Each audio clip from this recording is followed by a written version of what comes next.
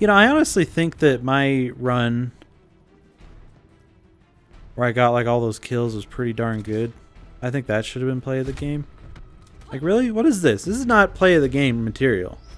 No way. No way. Come on.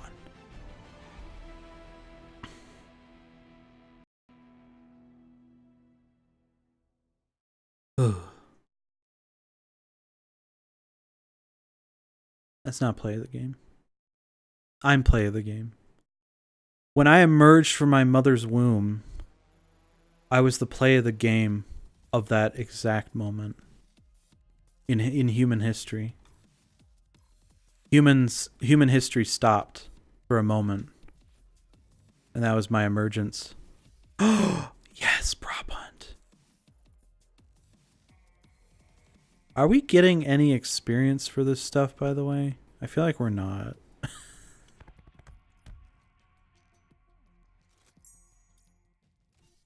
Or wait, no, are we? I don't think so.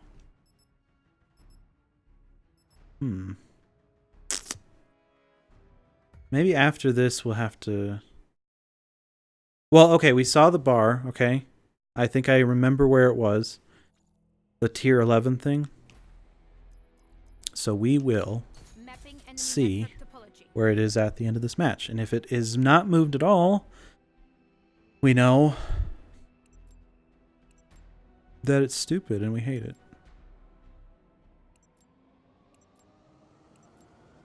Whoa. Oh gosh. I forgot. Oh gosh, I love this. I wish I was playing with someone last night and they didn't know what prop hunt was. And I was trying to explain it to them.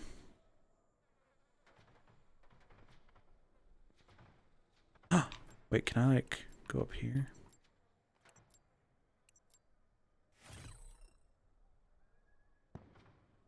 Oh, dude, I'm so gonna die. Oh, no, no, no, no. Oh, shoot.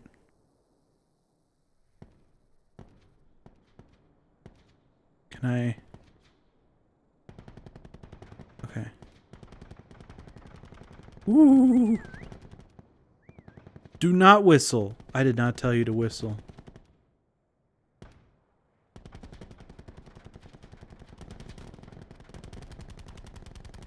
Oh, dear God.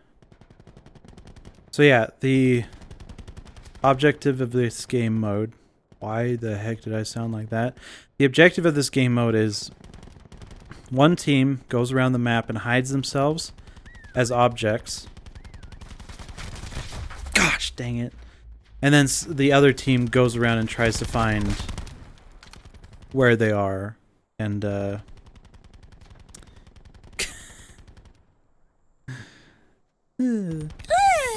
be.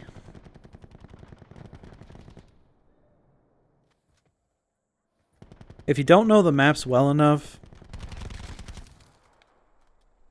I think the best strategy is just to shoot anywhere. It's like a point and click adventure game. You just tap anywhere. But I can see the benefit of having all these maps committed to memory.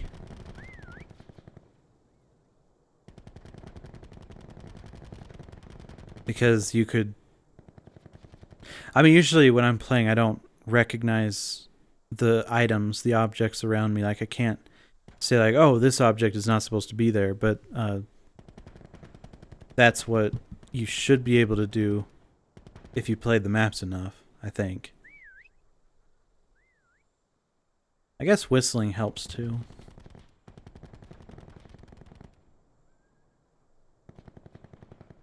It's hide and seek, but the seekers have pew-pew devices. That's true, yes.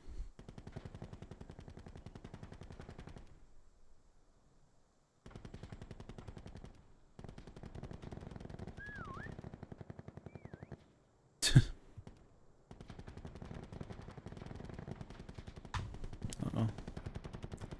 Yeah, I think the other team right now is just shooting at anything I think they're doing exactly what I was just talking about. Linz, welcome back. Hello. What's up, dude? Yeah. What's up?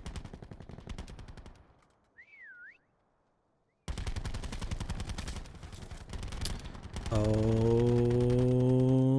no. Oh gosh. Oh. Oh. Spyro at 60 FPS. You see it now, don't you? You've witnessed the greatness that is 60 FPS, haven't you? Are you liking it? Don't let the search team destroy you. Or are you saying like, oh dude, 60 FPS? So gross, it's so jittery. I need 120 FPS right now. It's unbelievable. Yes! Especially after you've played it so much on the Xbox One. At 30 FPS. It's beautiful. It's amazing. Okay. Oh, this guy's getting cocky. This guy's getting so cocky. Oh my gosh. Nice. Okay. Oh yeah, the play of play of the game in Prop Hunt is not the best sometimes. Okay. Waiting for them to hide. Wait, maybe this is the mode I was thinking of that started in Counter-Strike. Or maybe in fact it also started in Counter-Strike. I don't know.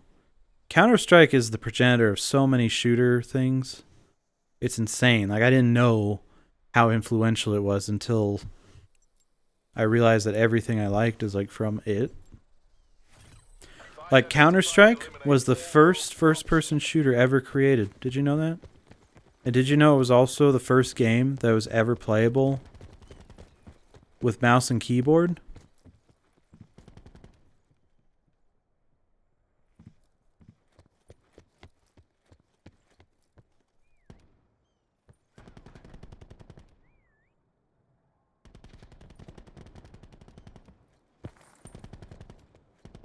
Only one prop left. Find it and destroy What? it. Only one prop left? Wow, that was a quick match. Keep up the pressure. Break them down. Uh-oh. Well, that's not too good.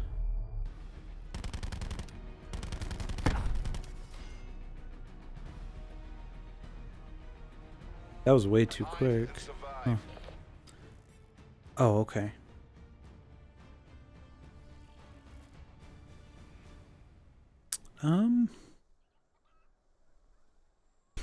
I mean,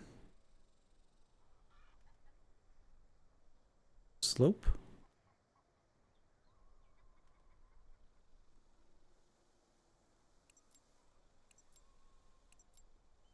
Scheiße.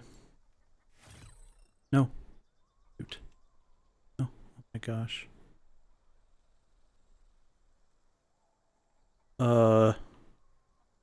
Shoot. This is a horrible place. You know what? I'm gonna go over here. Nope. Gonna go over here. Oh, it's a marketplace. I love the market. Ah! I forgot you can change your form. Oh my gosh. Whoops. I was trying to concuss him. Oh, wow. That would look ridiculous. Just see a giant car with carpets on it. Oh, man. What is he doing? I guess I shouldn't be talking. I mean, I'm the one that just... we don't talk about that. That was really bad.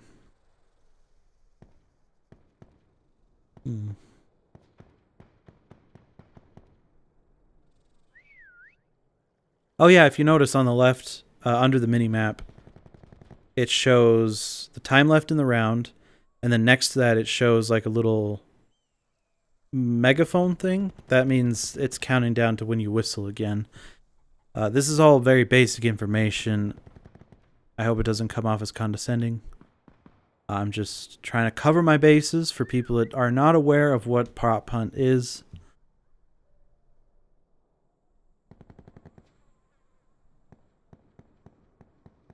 This person is taking a really bold strategy.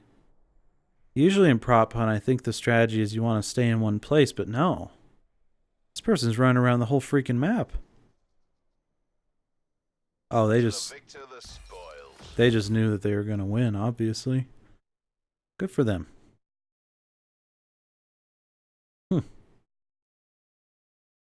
Yay. Did we get anything?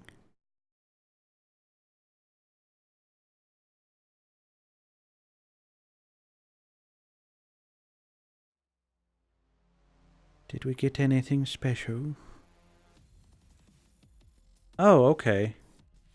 Yeah, we do get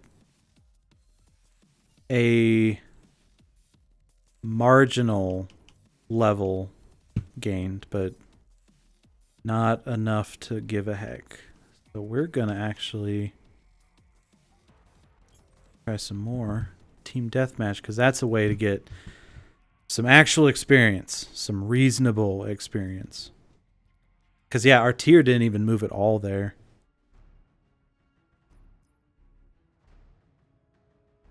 I wish that it talked about when these tiers would be gone. Tell me what you need. I'll hook you up.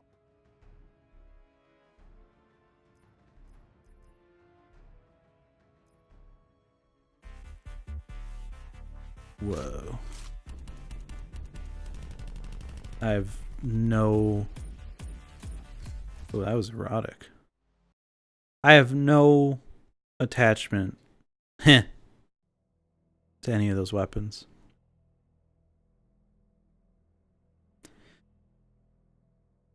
There's a YouTube channel called Square Eyed Jack. I found them when I was looking for Tony Hawk reviews. They're doing a whole month called Tony Hawktober back 2017. And that's when I found them. I was like, oh, it's a whole month dedicated to Tony Hawk games.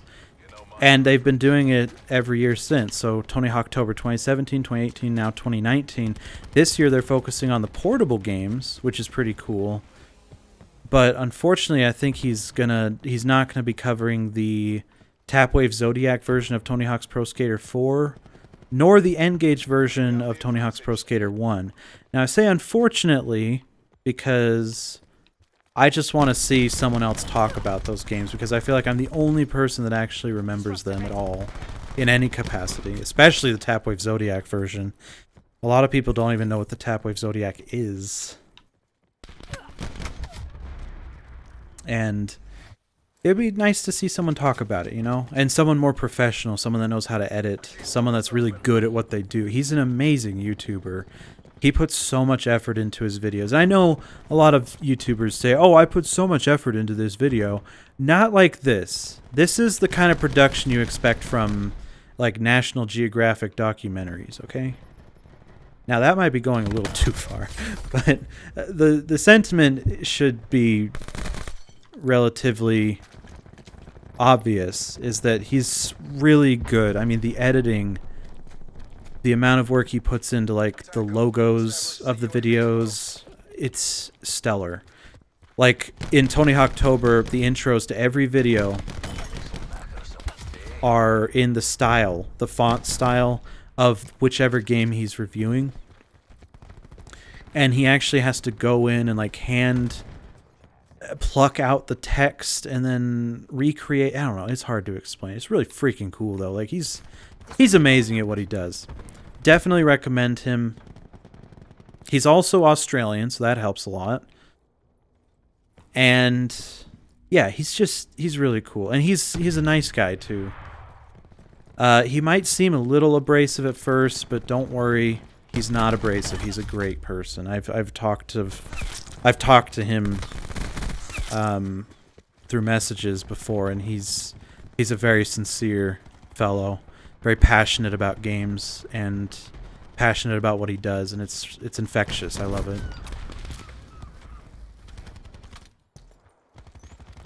I feel attacked by this statement. Oh yeah? Which statement is that?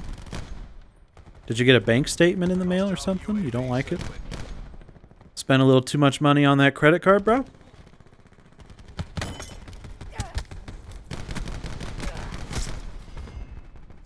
Oh, shoot. Q stores open.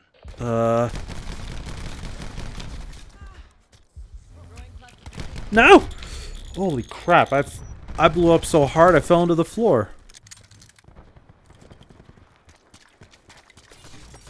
He looked at Tony Hawk's Underground 2 Remix yesterday. That was said to be the definitive portable Tony Hawk game, and I agree. It's really an amazing game.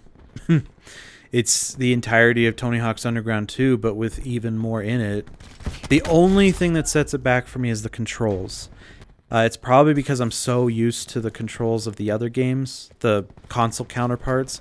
It's this muscle memory unlike anything you've ever seen. I mean, like, seriously. It's... oh, like, as solid as bedrock. And not the city in which the Flintstones live.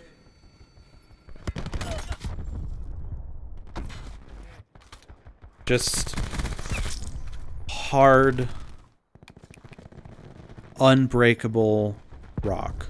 Although bedrock is not unbreakable, don't let Minecraft lie to you. It's actually very breakable if you give it enough time and erosion. Yeah. If you give it enough time, bedrock can absolutely break down.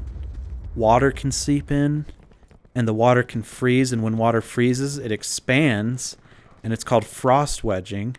And that's how... there are a couple examples that she showed in class of frost wedging. It's amazing to see the kind of stuff that can happen with ice. And she also said that water is the single most destructive element, or single most... so water is really important in the formation of things. The landscape.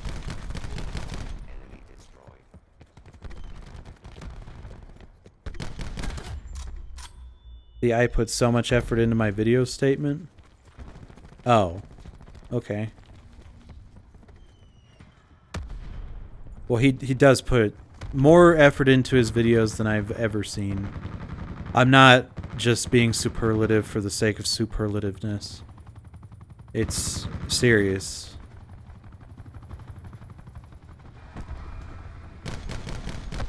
Like, he did an episode... the first time I really started paying attention to how much work he does is he did an episode on a wrestling game.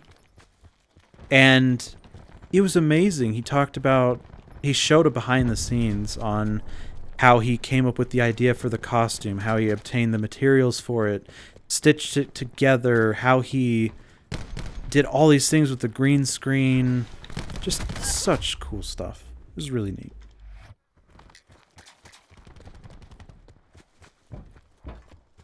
Be aware that he does swear in his videos. He doesn't care about the monetization. His tagline is, "I'm Square-Eyed Jack, and I hope you have a great fucking day. Thanks for watching." Or whatever. But instead of hawking, he says the F word. A very dirty word. It's a dirty word from a dirty boy. Deploying razor wire. I remember Tony Hawk's Pro Skater on the N-Gage. I got it back when, you know, the N-Gage was a thing for me. I loved the N-Gage. I had fond memories of it, unlike a lot of people. And I remember I was walking through Target, talking on it sideways. You know, the joke is that it's a taco phone. It's, you put it sideways up to your head instead of... what the heck was that? Oh, radiation. Gotcha.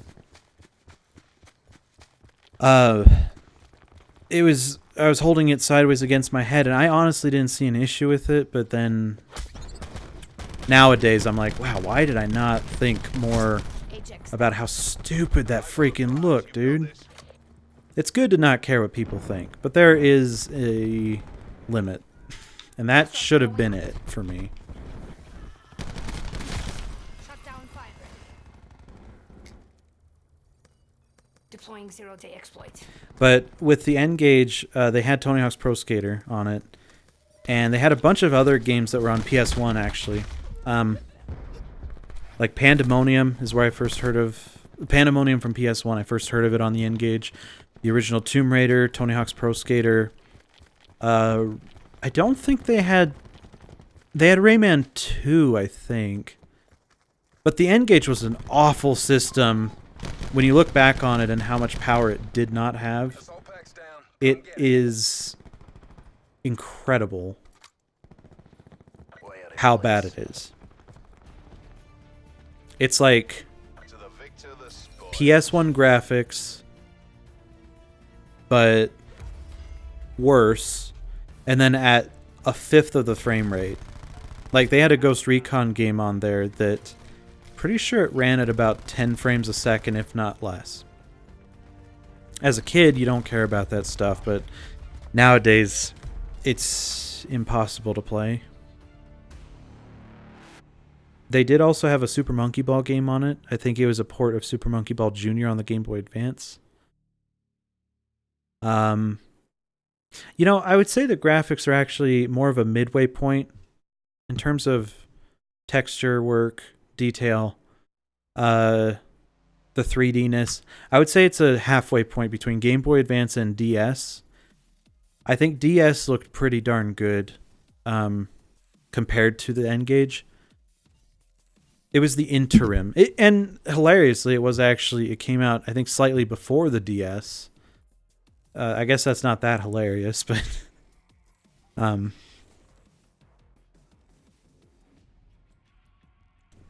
N-Gage is a system I'm glad that I had for the experience. It's one of those things. Like, whenever anything bad was happening on the way to the concert with my mom, she was like, oh, it's all part of the experience. Like, when we were standing in line and these smoke plumes, marijuana and cigarette smoke just rushing over our faces, she's like, oh, it's just part of the experience. It's code for, I really don't like this, but we've made it so far Zero reporting in. to do this thing that let's just deal with it. You know, let's just, whatever. Let's throw it to the side. Let it wash off your back like a duck or whatever. So, yeah, the experience. I had a blast with it. But looking back on it, like, could I see myself using it nowadays? Absolutely not. As a phone, it was cumbersome. As a gaming system, it was even worse.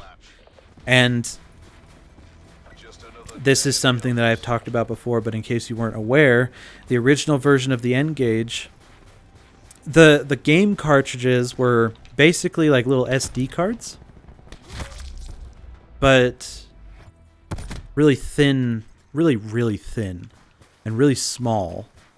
Maybe not SD cards, flash cards of some sort.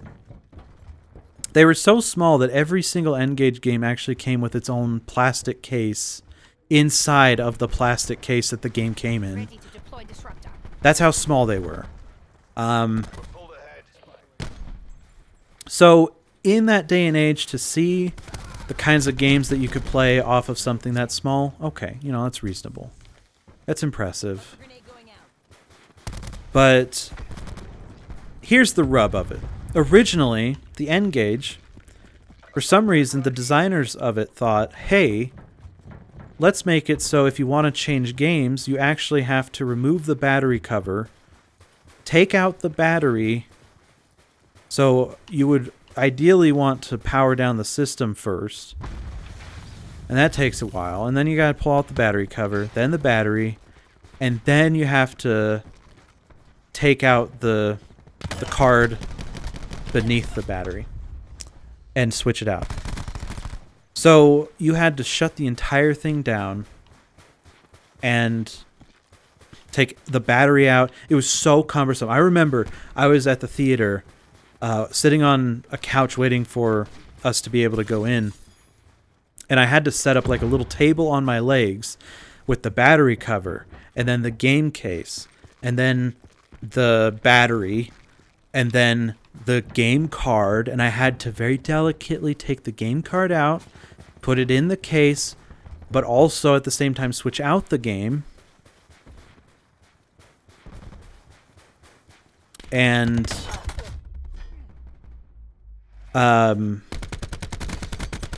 then put the battery back in. It was awful. And you have to understand also, this is a phone. So it's not just like the Game Boy Advance where you turn it off, take the cartridge out, put another one in, turn it back on.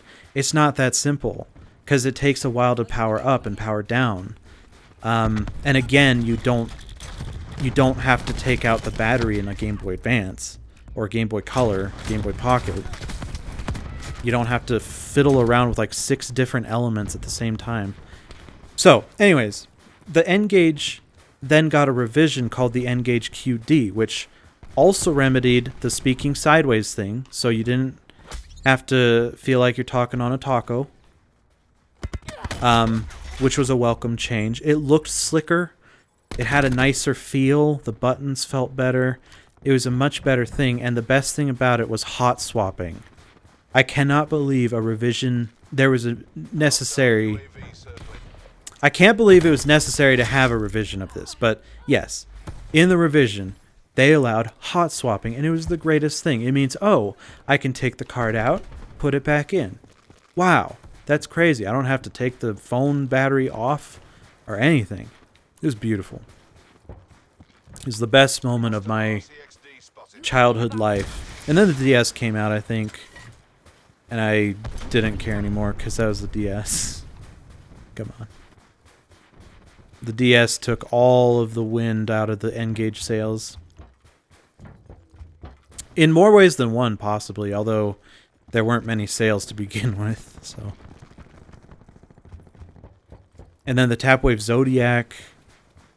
A lot of people have heard of the N-Gage. Not as many people have heard of the Tapwave Zodiac. I don't even know if a lot of people have heard of the N-Gage. I think that's more of a niche thing now. So even less people have heard of the Tapwave Zodiac. The Tapwave Zodiac was what the N-Gage was to cell phones except for PDAs. It was a horizontal personal data assistant. And it was awesome, actually. I loved that thing.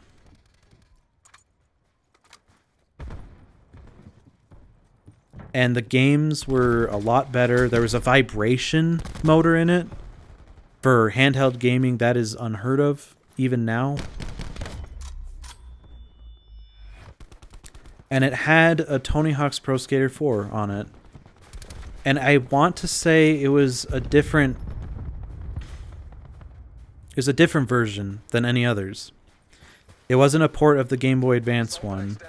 Come get it. It might have been a remaster or something. I don't know what it was. No life sign.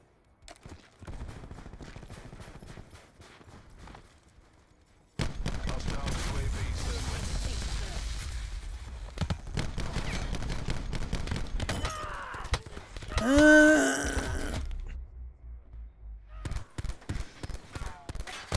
I'm not sure why you're giving me an FYI on editing videos. I'm well aware of it. I used to edit my game clips on Xbox. Hostile It took me so long to do that. Because I wanted it perfect, you know? I wanted it to be perfect. Disruptor going on. And perfection with something like that is difficult. Eliminated. It be.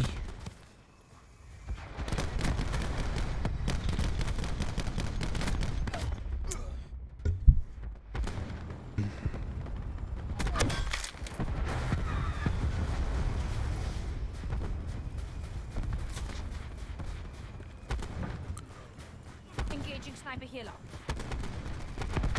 Yeah, see, you've heard of the N-Gage. A lot of people have. It's just, Enemy UAV above. again, I don't know how many people have. Above.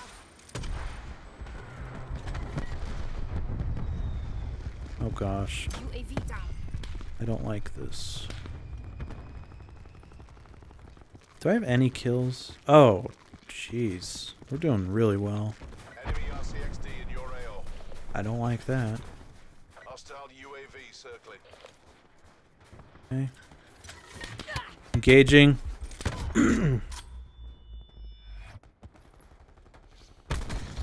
Zero kill. Don't let them take you down. No, I've definitely heard of the Gamecom. Tracking enemy sniper's nest overhead. The way the title's written, it looks like Game.com by Tiger Electronics. Not to be confused with Tiger Telematics, which brought out the Gizmondo, which was, I think it had a fate worse than any of these other handhelds. Gamecom, Tapwave Zodiac, and N-Gage. The leader of the company was like mixed up with the Swedish mob or something. Something crazy. It was one of those crazy stories. But yeah, no, I've heard of the Gamecom. I know my handhelds. I know my game history. Don't even test me. Or do. Okay, that was a good one.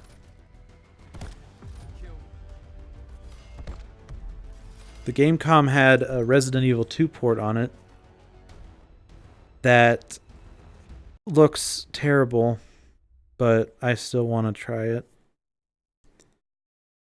And the screen, I haven't seen it in person, but every report says it's terrible. Yes. I got my outfit, guys. Yay. Woo. Specialist. Snake skin. Yeah. Yay.